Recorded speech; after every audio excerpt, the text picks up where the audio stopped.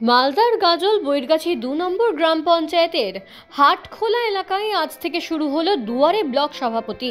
প্রায় ৩০ দিন গোটা গাজলের বিভিন্ন বুথে বুথে চলবে এই কর্মসূচি এবং প্রতিদিনই গাজল ব্লক তৃণমূল সভাপতি রাজকুমার সরকার সহ অন্যান্য নেতৃত্বরা অঞ্চল সভাপতি থেকে কর্মীরা এই এলাকাতে রাত্রি যাপন করবেন। আজ থেকে শুরু হলো এই কর্মসূচি। শনিবার দুপুরে বৈরগাছি ২ নম্বর গ্রাম পঞ্চায়েতের হাটখোলা এলাকার দুর্গা মন্দিরে লক্ষ্মী ঠাকুরের পুজো দিয়ে ও নারকেল ফাটিয়ে এই কর্মসূচি শুরু করেন গাজল ব্লক তৃণমূল কংগ্রেসের সভাপতি রাজকুমার সরকার।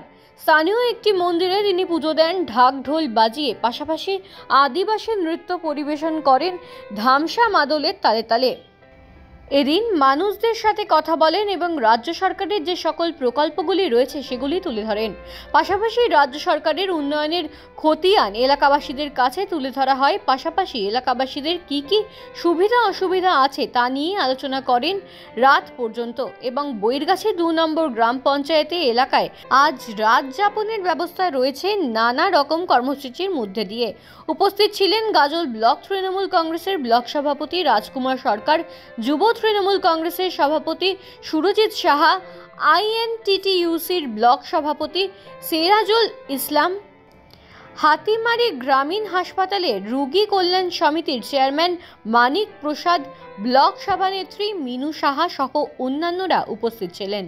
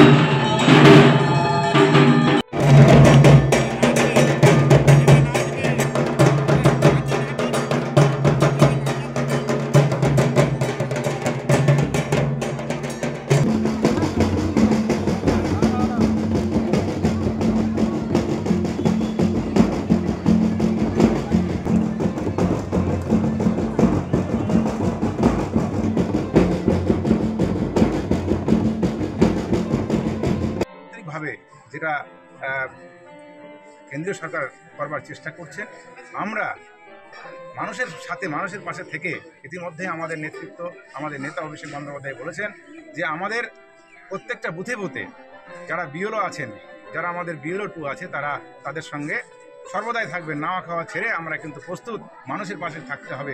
একটা ভোটার যদি বাদ যায়, আমাদের নেতা অভিষেক বন্দ্যোপাধ্যায় বলেছে আমরা গাজল থেকে হাজার হাজার মানুষ দিল্লিতে অভিষেক বন্দ্যোপাধ্যায়ের সাথে আমরা কিন্তু সেখানে জমায়েত হব এবং আন্দোলন সংগঠিত করব। বর্তমানে যা জিনিসপত্রের দাম, অগ্নিমূল্য, গ্যাস থেকে আপনারা দেখেছেন যে 2014 সালে ভারতবর্ষে এমন একজন সরকার এসছে, তারপর থেকে মানুষের মধ্যে বিভাজন তৈরি করেছে।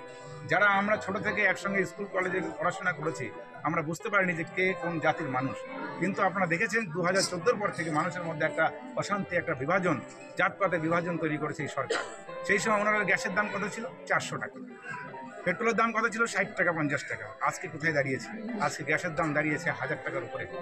আজকে পেট্রোলের দাম 100 টাকা ছুঁয়ে পার করেছে। তাহলে আপনারাই ভাববেন, সাধারণ মানুষ এবং আমাদের যারা সংবাদ মাধ্যমে আপনারা এসছেন, আপনাদের মাধ্যমে আমরা ছড়িয়ে দিতে চাই যে এই সরকার উন্নয়নে বিশ্বাসী না। যারা কেন্দ্রীয় সরকারের যে প্রধানমন্ত্রী, তিনি উন্নয়নে বিশ্বাস করেন না। উনি শুধু জাতপাতের বিভাজন করতে রাজি আছে। জাতপাত বিভাজন করে তিনি শুধু ভোটের ফায়দা তুলতে চান, আর কিছু তিনি চান না। সেই সঙ্গে তার যারা জনপ্রতিনিধি আছে, তারাও একই রকমভাবে তিনি চলতে চান। আজকে কীভাবে শুরু করবেন? বৈরগাছি টুতে প্রথম আমাদের রাত্রি যাপন হবে। আজকে 1 তারিখ, নভেম্বরের 1 তারিখ এবং 2 তারিখ আমরা বৈরগাছি অঞ্চলে আমরা বিভিন্ন বুথে থাকবো এবং আমাদের বুথকে শক্তিশালী করবো। সেই সঙ্গে মানুষের কথাবার্তা, মানুষ কেমন আছেন সেটা জিজ্ঞাসা করার জন্য আমরা এখানে এসেছি। আজকে দুর্গা মায়ের মন্দিরে আমরা পূজা দিয়ে এই যাত্রা এবং সংকল্প আমরা শুরু করলাম।